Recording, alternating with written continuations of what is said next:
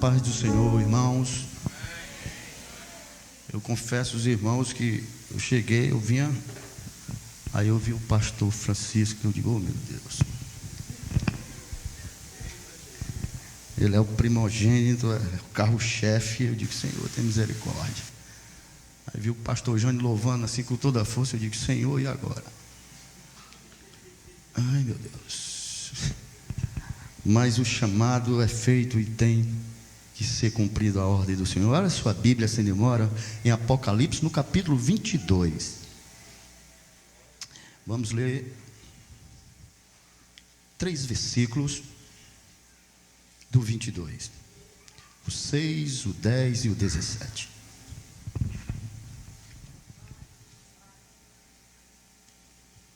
O 6, o 10 e o 17.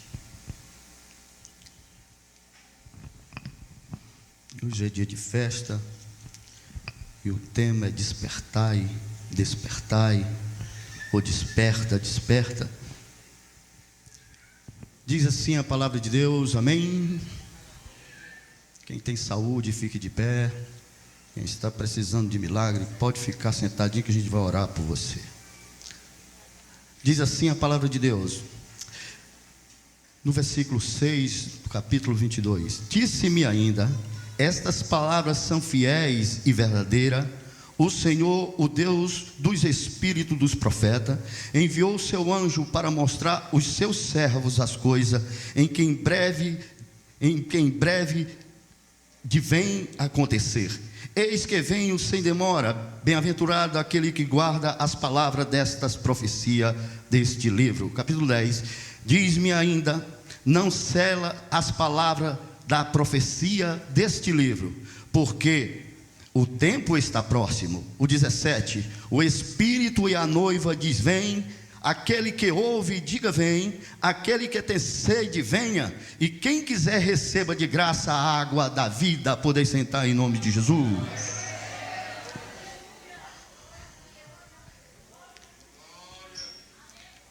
O tema é despertar e despertar, ou desperta, desperta. E eu não vou entrar muito no tema, porque o pastor Marcilon com certeza tem algo maravilhoso amanhã. Mas eu quero dizer que esse primeiro desperta, desperta, no capítulo, do versículo 9, de 51 de Isaías, é interessante que isso é o povo em oração, o povo está cativo. E vem o terceiro desperta, desperta, no versículo 17, do capítulo 51, e esse já é Deus orientando o povo e dizendo por que ele está no cativeiro, e traz uma sentença.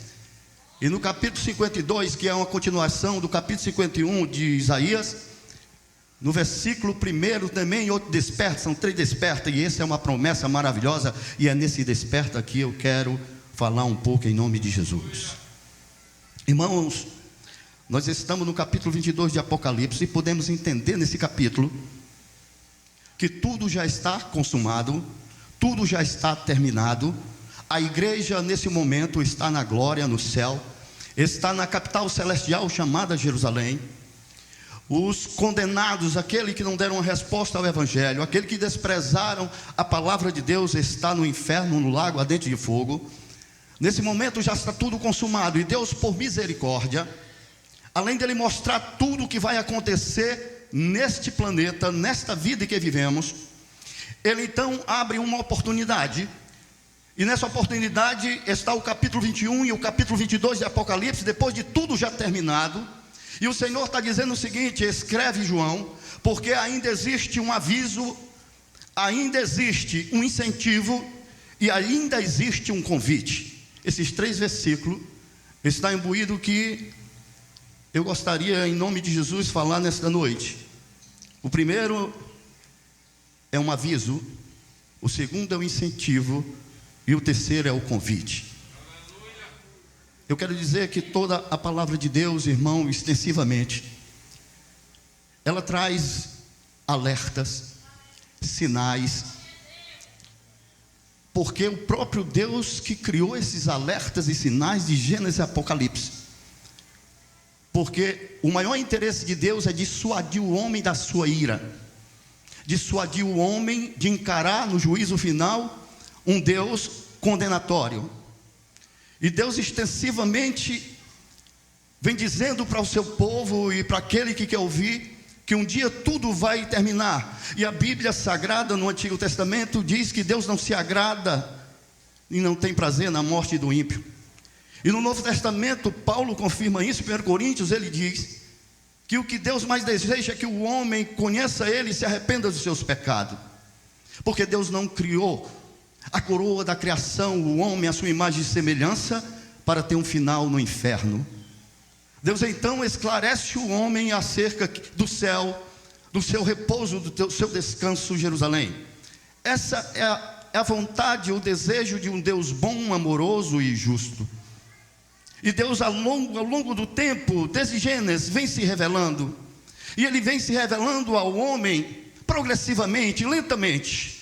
Porque o homem perdeu a consciência de Deus, a vontade do céu e as revelações espirituais. O pecado criou agora uma contenção e divisão, em Isaías capítulo 59, versículo 2, e essa divisão impede que o homem novamente tenha a consciência divina, aquela primeira consciência real e verdadeira criada por Deus.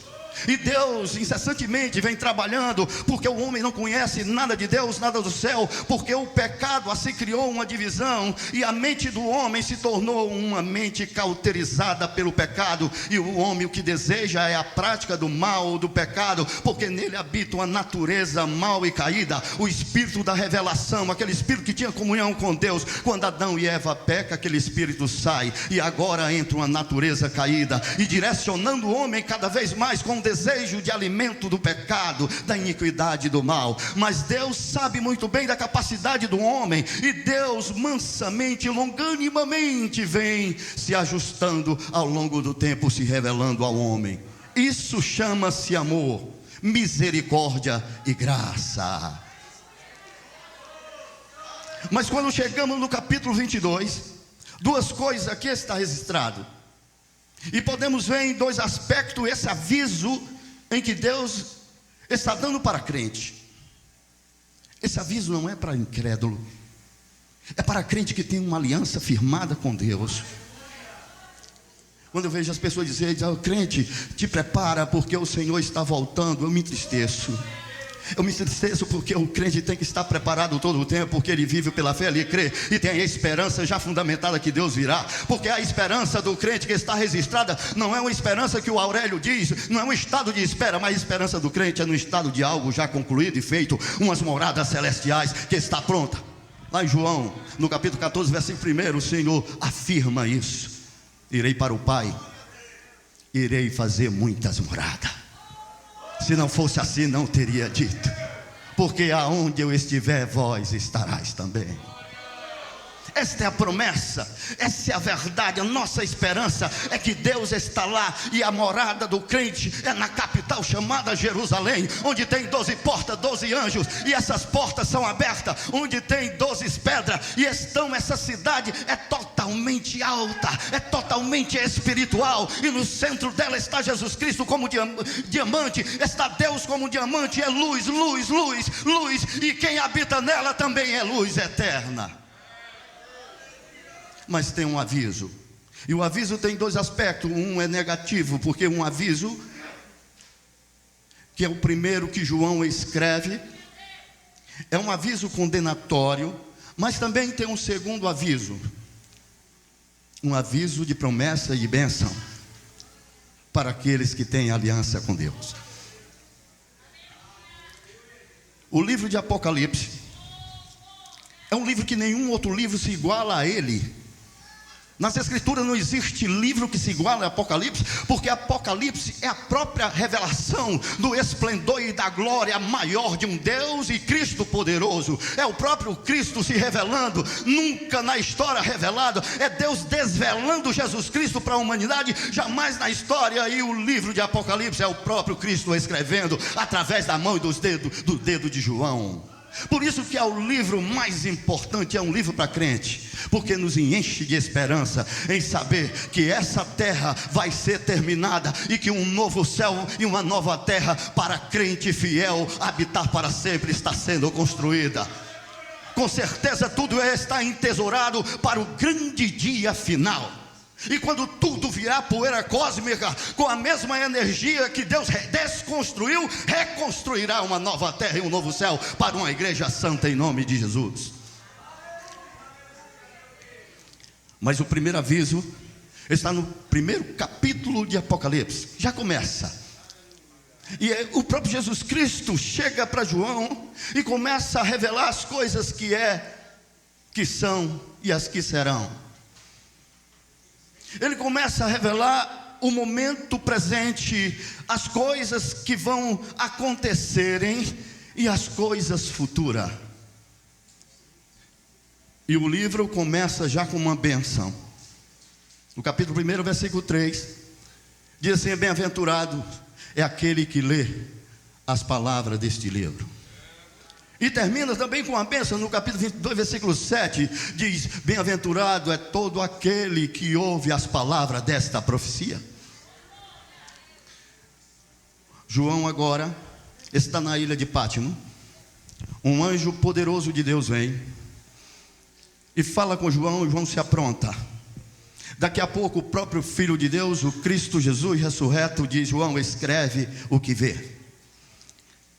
E ali de imediato Jesus Cristo aparece no meio de 7 candelabros de ouro, é a igreja. E Jesus Cristo passeia no meio daqueles candelabros, e João começa a ver e perceber na ilha de Pátimo, e começa a escrever cheio do Espírito Santo de Deus. E de imediato ali é encerrado aquela grande visão maravilhosa, e ele diz: agora escreve para as 7 igrejas da Ásia. João começa a escrever porque era a igreja real, é a igreja que existiu, é a igreja literal, é a igreja verdadeira, era a igreja da época. Portanto, é um modelo para todas as igrejas de 2000 anos atrás até esta data de hoje, porque as igrejas do Apocalipse são a igreja e as igrejas modelo de muitas igrejas hoje no nosso tempo.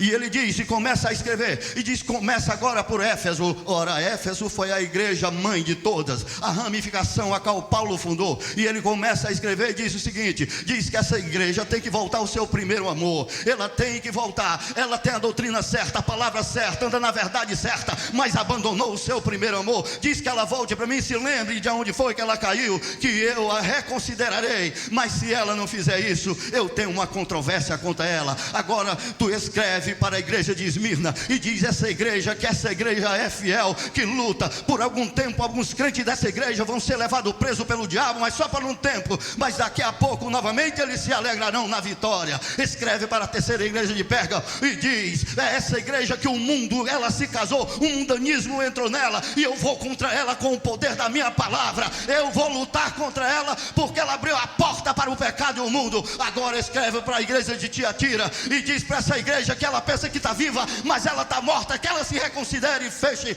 as portas. E diz para a igreja agora de Sardes: ó igreja de Sardes, você que acha que tem e contém a verdade, mas tu vive numa mentira, volta para mim. Agora escreve para Filadélfia e diz para ela que eu tenho uma porta aberta, porque ela é fiel até a morte. Ela continue batalhando, continue ganhando almas para Cristo. E diz para Laodiceia que ela é uma igreja apóstata e eu tenho algo para destruí-la. Ele começa falando de um amor frio e termina falando de apostasia. Não é isso que está acontecendo? O amor esfriou, e quando o amor esfria, a primeira coisa que acontece é apostasia. Laodiceia apóstata e Efésio perdeu o amor. Mas não parou aí. Agora o anjo diz o seguinte: vem comigo, João, Agora nós vamos subir nas alturas. Tu está na terra, agora tu vai olhar do céu. Tu vai olhar do próprio trono de Deus. Esse é o aviso. Agora tu vai ver o que vai acontecer no futuro. E agora o anjo pega, levita João. E João, quando chega no céu, a primeira coisa que ele vê é um trono. E tem alguém sentado no trono como jaspe, um diamante. Ele brilha. E ao lado do grande trono tem um arco-íris de toda com a fidelidade de Deus. E sobre esse trono está 24 tronos, 24 anciões, todos eles com coroa de ouro. Esses anjos é a igreja, não se preocupe. A igreja fiel está no céu. Não vai passar pelo que eu vou lhe falar agora. Agora João, ele diz: João, vê e escreve. João agora olha para um lado, olha para o outro, e vê esse mesmo que está sentado no trono em sua mão direita. Ele está com um livro, um pergaminho de 7 selos selado, e ninguém pode abrir. João olha para um lado, olha para o outro. Um anjo de voz como de trovão diz: quem poderá abrir os 7 selos? João olha para um lado, não vê ninguém, olha para o outro. E a Bíblia diz no capítulo 6 que João começa, no capítulo 5, que João começa a chorar, porque não há ninguém para abrir os 7 selos. De repente vem um ancião e diz: João, para de chorar, porque está aqui o leão da tribo de Judá, a raiz de Davi, aquele que morreu, ressuscitou. Ele quebrará os 7 selos. De imediato todo o céu começa a louvar, começa a engrandecer, dizer: santo, santo, santo, honra e glória seja dada ao Deus Trino poderoso, ao Deus eterno. O céu entra em festa. E agora aquele que tem o poder de quebrar os 7 selos, porque esse livro é todo a questão da herança de Deus passando para o Filho. O livro de pergaminho é como se fosse uma escritura de todo o universo passado para o Filho como herança. E ele tem que quebrar. E cada selo que se quebra, se apronte, porque esse é o convite. Se apronte. O primeiro selo que Jesus Cristo quebra. A Bíblia diz que sai um cavalo com um cavaleiro, e o cavalo é branco. Mas esse cavaleiro sai, mas não sai com flecha, sai com arco, e sai com uma coroa, mas não sai para guerrear. Ele sai para vencer. E esse cavaleiro é o anticristo. De repente ele abre o segundo selo, e agora a paz se rompe, porque sai agora um cavalo, os 4 cavaleiros do Apocalipse. Sai um cavalo vermelho que rompe com a paz. E agora é guerra, e muitos morrerão pelo fio da espada. Ele abre o 4º selo, e agora um cavalo preto, e o seu cavaleiro tem uma balança de medir. Ele mede, e agora uma medida de trigo custa 1 denário, um dia de trabalho. É o cavaleiro da fome. Ele quebra o 4º selo, e agora que sai o cavalo da morte, o cavalo amarelo, que matará 1 bilhão de pessoas pela sua espada, permitindo-se Jesus Cristo que ele complete o selo quebrado. Ele abre o 5º selo, e no 5º selo 1/3 do sol se apaga, 1/3 da lua se converte em sangue, os mares se agitam, há um grande terremoto. Ele abre o 6º selo, e o 6º selo é aberto. Agora a coisa começa a ficar pior, porque os mares se agitam, a terra agora, a plantação começa a pegar fogo, e diz-se que o oxigênio agora fica irrespirável. Quando ele abre os 7 selos, as 7 selos, as 7 trombetas entram em ação, sem tempo de comutação. Não tem tempo. É o julgamento, a ira de Deus sobre os perversos, sobre aqueles que rejeitaram esta palavra, sobre aqueles que levaram Cristo à cruz, que cuspiram na oportunidade, que abandonaram Cristo ressurreto. É o castigo final. Agora João vê 7 anjos e 7 trombetas. A primeira trombeta toca, e quando ela toca, meu irmão, o sol é ferido. O sol é ferido e perde a sua luz. A lua perde a sua claridade. Tudo se torna escuro. E o pior de tudo é que a Bíblia diz que o anjo que tocou, ele mistura granizo com fogo e com sangue, e lança sobre a terra, e toda a metade da vegetação pegará fogo. Não existirá mais plantações. A segunda trombeta agora é tocada, Agora toda uma terça parte do mar agora é sangue, e uma terça parte dos animais marinhos, aquáticos, peixe e o que for que tiver vida morrerá. É uma podridão na terra inteira. Ele toca a terceira trombeta, e agora cai do céu uma estrela, e por nome Absinto, e cai nos rios, nos leitos de água potável, água doce, se tornará amarga ou impossível de se beber. Ele toca a quarta trombeta. A quarta trombeta dá um tempo, porque existem alguns fiéis que agora foram salvos diante dessa condenação e estão no céu pedindo vingança. Mas Deus diz: tenha calma, que ainda tem teus conservos que precisa ser salvo para se unir a vós no céu. Ele abre o quinto selo, e o quinto selo é chamado por um anjo que diz: ai, ai, ai. Esse ai, o anjo está dizendo: você não sabe ainda o que vai acontecer. Você nem pensa. Você não tem a mínima ideia do que ainda tem para acontecer. Quando ele toca a quinta trombeta, como do céu João vai descer uma estrela, e essa estrela que cai chama-se Lúcifer, e Deus dá a ele e permite a chave do abismo, e ele abre o abismo, e milhares de centenas de demônios que estão presos voltará à terra. Você sabia que tem dois tipos de demônios, presos e os soltos? Você sabe quando aquele encontro que Jesus Cristo teve com o gadareno, que o Senhor chega para ele e o demônio diz: o que temos contigo, Jesus? Não está na hora de tu nos perturbar. Não chegou a nossa hora ainda. Não nos lança no abismo, mas permita que a gente entre nos porcos. Eles tinham medo, porque se Jesus lança no abismo, estava trancado. Quem são esses anjos trancados? São anjos que transgrediram aquilo que é lei de Deus. Você sabia que demônios, ele tem uma quantidade de perversidade que ele pode fazer? Ele tem um limite. Ultrapassou aquele limite como lei, ele é caçado e é preso. Esse é um Deus maravilhoso que servimos. O diabo não tem poder sobre ele, sobre nada dele, não tem nada com ele. Ele é Criador, Senhor, e governa, poderoso sobre toda a criação e todas as coisas. Esse é o Deus que nós servimos. Nada o detém, nada pode parar. Ele é Senhor de tudo, tem autoridade da sua palavra, que domina pelo poder da sua palavra. Ele sustenta mundos, ele sustenta céu e sustenta crente.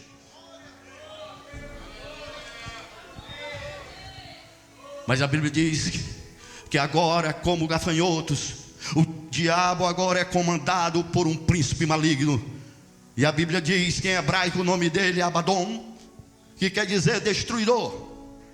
Mas em grego quer dizer Apolion, que também é destruidor.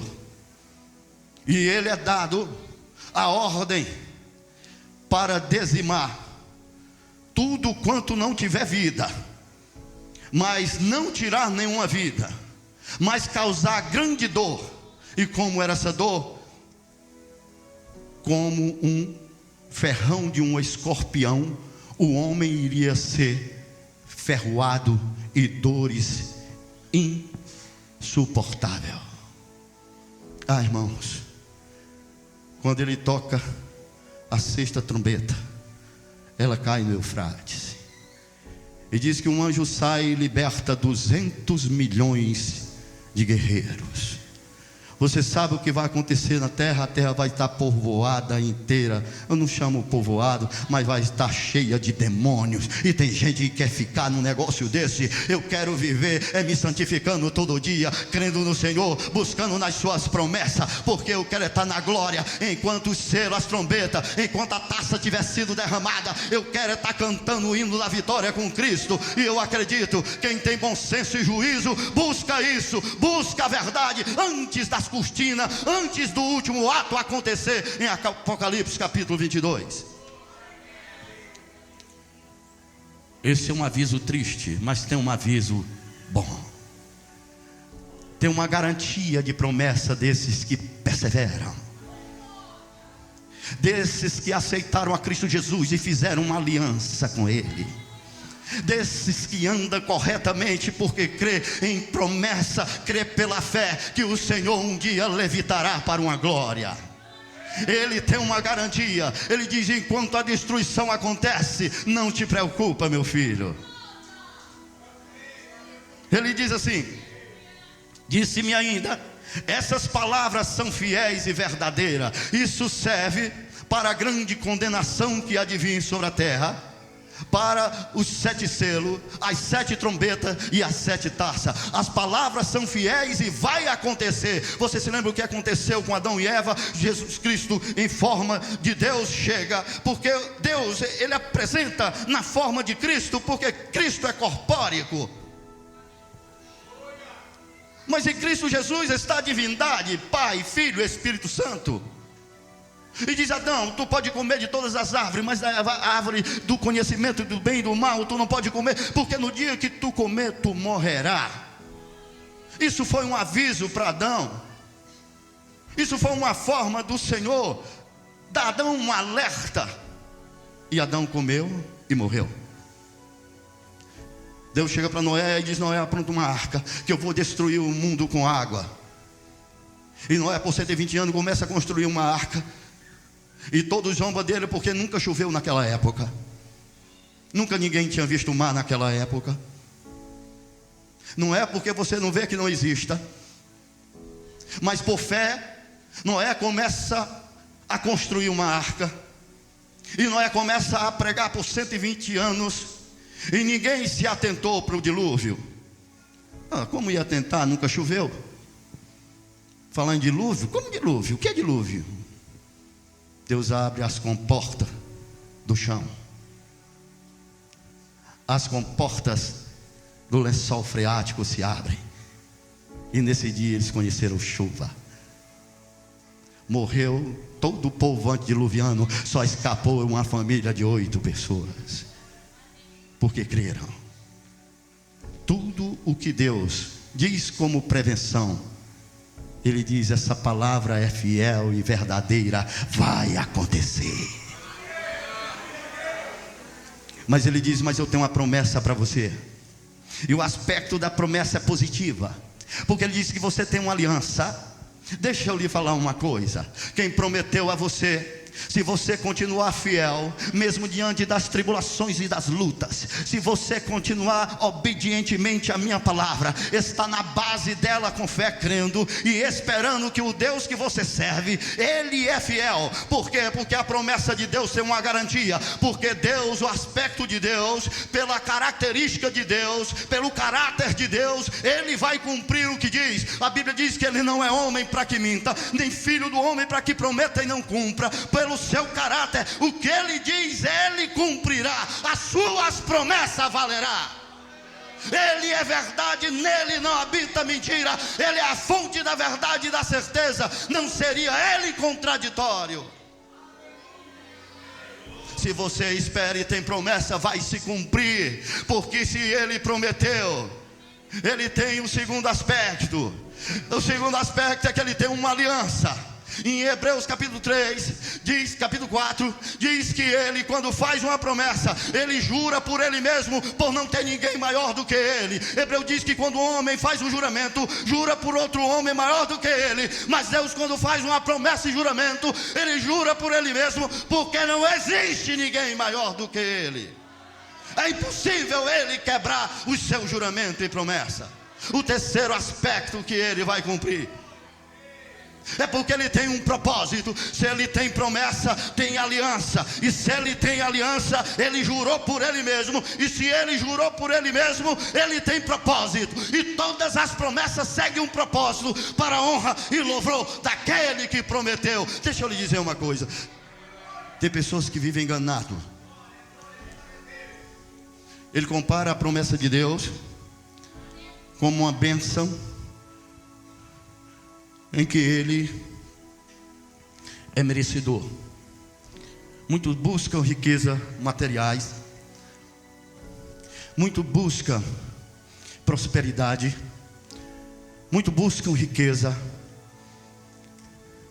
mas se isso não estiver alinhado com as promessas do Senhor, eu sinto muito, você vai ganhar o mundo inteiro e perder a sua alma. Porque todas as promessas de Deus estão alinhadas com um propósito. Deus não trabalha sem propósito. E se Ele prometeu, Ele é fiel para cumprir. Mas Ele tem um propósito na sua promessa. E com esse propósito, Ele tem algo para realizar na sua vida. Se lembra de Abraão? Ele fez uma promessa a Abraão, mas tinha um propósito: que dos lombos de Abraão sairia uma raça, sairia um povo a qual viria o Salvador. Por isso que ele caminhou pelo deserto, caminhou por tenda. Abraão era nômade, ele estava no sol, ele estava no frio, ele estava na chuva, porque ele tinha um propósito. E a promessa se cumpre com um propósito a partir do momento em que esse propósito também cumpra a vontade de um Deus vivo. Quem entendeu isso?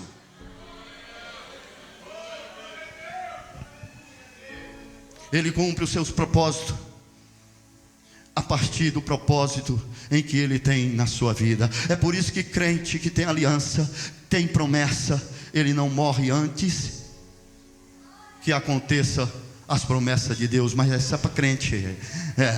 Porque na medida em que os propósitos de Deus estão alinhados a ele, na medida em que ele anda, Deus usa ele como sal e como a luz da terra. E na medida em que Deus vai cumprindo as promessas nele, ele vai testemunhando de uma honra, de uma glória, de um Deus poderoso que habita nele. Então a proposta que ele tem, então o caminhar dele está alinhada com a posição que ele está em Cristo Jesus. Deixa eu lhe dizer, a nossa posição em Cristo Jesus é de salvo, de remido, de triunfante, é de um coração novo, é de alguém que renasceu, é de uma nova criatura, é de alguém que está para receber uma herança, porque a herança que Deus vai dar ao filho é a mesma herança que você vai receber, porque somos herdeiros, porque Cristo nos fez com ele herdeiro da glória de Deus. Essa é a nossa posição. Mas se eu tenho essa posição, eu tenho que ter a prática de acordo com a minha posição. Se eu sou um salvo, a minha prática é de um salvo. Se eu sou um remido, o meu andar é de um remido. Se eu sou em Cristo uma nova criatura, as minhas vestes é de novo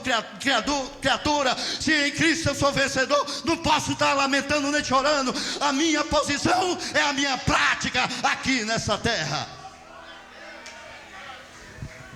Eu não posso dizer que tem um Deus vencedor e andar reclamando de tudo, chorando pelos cantos. Que posição eu tenho num Deus? Você sabe qual foi o maior problema de Israel? A descrença de Israel foi a incredulidade. Eles sempre desconfiavam, eles nunca descansaram em Deus. A fé deles sempre foi uma fé por ver. A incredulidade é algo terrível, porque todo incrédulo diz que Deus é mentiroso. É isso que João disse. Se você não crê e vive de acordo com aquilo que o Senhor tem para você, você faz dele mentiroso. É triste. Mas aí, meu irmão, esse é o aviso maravilhoso. O Senhor disse assim: se eu tenho um aviso, deixa eu te dar um incentivo. Olha para o versículo 10 do 22. Olha, abre a sua Bíblia. Olha, confere comigo. Diz assim, no 10 do 22. Esse é o incentivo que Ele vai te dar. Ele já deu a garantia da promessa. O porquê que Ele pode cumprir o que diz? Pelo seu caráter, pelo que Ele é, pela aliança, pelo juramento que Ele fez e pelo propósito na sua vida. Mas eu tenho um incentivo para te dar. Deixa eu te dar um incentivo. Ele diz assim: disse-me ainda, não cele a palavra dessa profecia. O anjo chegou para João e disse: não cela não, João, não fecha, não completa, não coloca o sinete, não assina, João, deixa isso aberto. Você sabe o que é que esse anjo estava dizendo? Ainda existe a disponibilidade desse homem se voltar para mim, ainda existe essa possibilidade. Então deixa aberto, não fecha não. Talvez depois que ele ouça, talvez depois que ele veja os acontecimentos que aconteceu a partir do capítulo 6 até o capítulo 20, ele a entenda e se volte para mim com mais vontade, com mais disposição, com mais fé. Talvez ele faça isso. Não fecha ainda não, ainda a disponibilidade existe.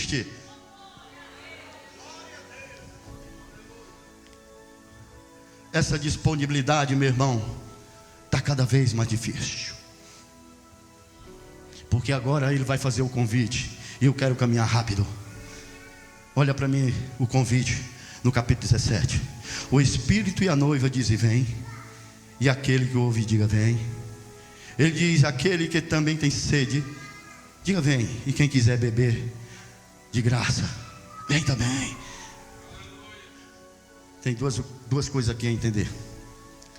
A primeira, uma oração do Espírito e a noiva dizendo: vem. Isso é uma oração. Agora também, aquele que ouve diz: vem. Esse é aquele que ainda não deu uma resposta. Deixa eu falar um pouco da igreja para você. Essa noiva aqui é a igreja. A última vez que se ouve igreja no capítulo 3, daí não ouvimos mais. Mas aqui João está falando da noiva. Essa noiva já tem um nome, é a igreja, e a igreja é a noiva. Irmãos, eu fico muito assombrado. Existe um pensamento errado em que as pessoas podem ser servo crente longe da noiva, que ele pode servir a Deus na sua casa. E a palavra de Deus discorda totalmente. Deus, quando Ele lhe chamou e você aceitou a Jesus Cristo, foi aonde? Foi numa igreja. E ali naquele momento, você e Ele firmaram uma aliança. Você e Cristo Jesus. Agora Ele aceitou a sua confissão e o seu arrependimento, mas você fez numa igreja. Não foi no seu trabalho, não foi lá na aula da sua faculdade, foi numa igreja, na reunião dos santos. E agora você tem um compromisso com Ele e um compromisso com a igreja que você aceitou a Cristo Jesus.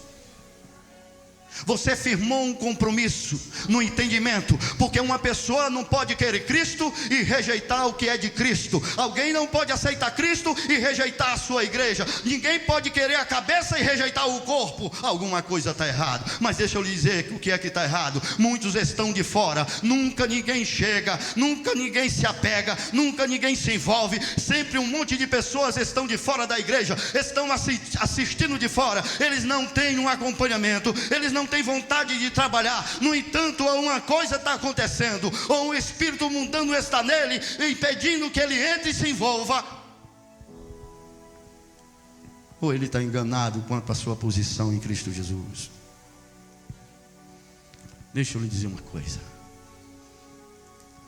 a igreja de Cristo Jesus é a única entidade em que Deus criou na terra.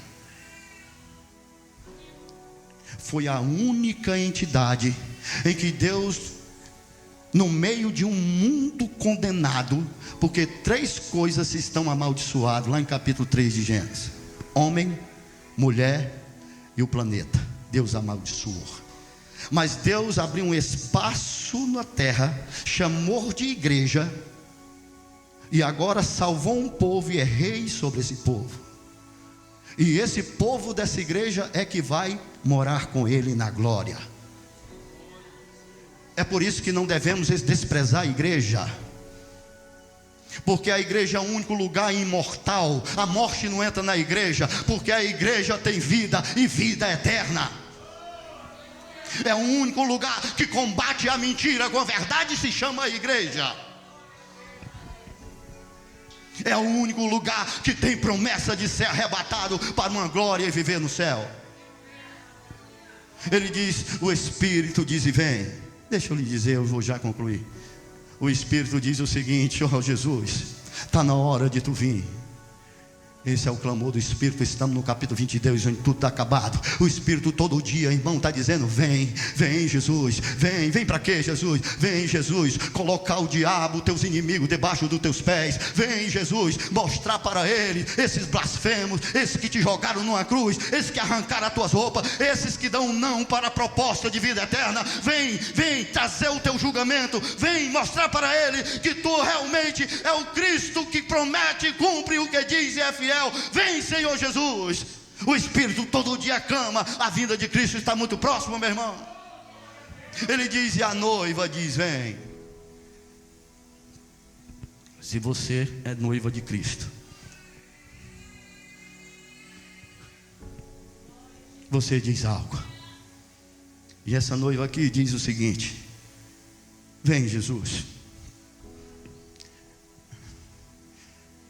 Eu estou cansado, como igreja, de ver as pessoas que eu amo envelhecerem e morrerem. Vem, Jesus. Eu estou cansado de tanto sofrimento. Eu estou cansado de perseguição, de traição. Eu estou cansado de tudo dar errado nesse mundo amaldiçoado. Vem, Jesus. Estou cansado, Senhor, das aflições, da tribulação. Estou cansado de o diabo invertir contra mim, contra a igreja. Eu estou cansado, Jesus. Vem, ora vem, Senhor Jesus.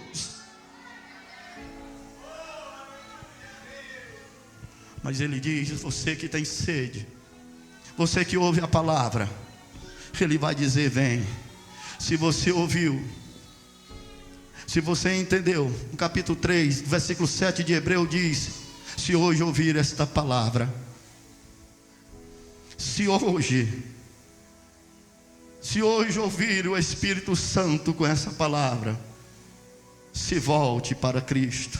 Não faça como os vossos pais, que lá no Egito, eles atentaram e afrontaram a Deus, e por 40 anos viram a obra de Deus. E eles eram incrédulos de coração, e Deus jurou na sua ira que nenhum deles entraria no repouso de Deus. Deixa eu lhe dizer uma coisa, irmãos. Deus, no capítulo 1 de Gênesis, no versículo 31, Deus termina e diz assim, a sua criação, e diz assim: tudo que Deus fizeram era bom, e muito bom. E era tarde e manhã, e era o 6º dia. No capítulo 2 ele diz assim: tudo que Deus fez está no estado acabado. E era o 7º dia, e Ele abençoou e santificou, e nele descansou. O descanso de Deus não foi uma falta de energia, uma falta de força, não foi nada disso. Deus não cansa. Isaías 40 e 28, versículo 28 diz que Deus não cansa de jeito nenhum. Então não foi uma falta. Ele descansou porque toda a sua obra terminaram no dia 7. Tudo descansou. Adão vivia no descanso de Deus, a natureza fazia parte do descanso de Deus. Tudo era descanso, não havia choro, não havia lágrima, não havia tristeza, tudo era o descanso. Mas o homem sai do descanso. Agora Cristo morreu na cruz para trazer de volta o homem para o descanso de Deus. Mas se você ouve e está ouvindo essa palavra nesta noite, se você está preparado para enfrentar os 7 selos, as 7 trombetas e as 7 taças, se você quiser pagar para ver, eu lhe autorizo. Mas se você ouviu essa palavra, não endureça o seu coração. Se tem alguma coisa no seu coração que lhe causa secura, que lhe causa sequidão, se você quer renovar a sua aliança e dizer: Senhor, eu quero que a minha aliança contigo se renove, porque eu quero a garantia da tua promessa. Porque quando ele diz: se hoje ouvir, essa palavra hoje não se flexiona em nenhum tempo, passado, presente, é hoje. Se foi hoje no tempo de Moisés, se foi no Salmo 95, hoje no dia que Davi proferiu, se foi hoje em Hebreus capítulo 3, então é hoje nessa data de novembro. E se você ouviu e entendeu, e se você quiser vir aqui à frente, vamos orar por você. Mas se você está seguro da sua aliança, continue firme no Senhor Jesus Cristo, porque Ele é fiel para cumprir a sua palavra. Amém?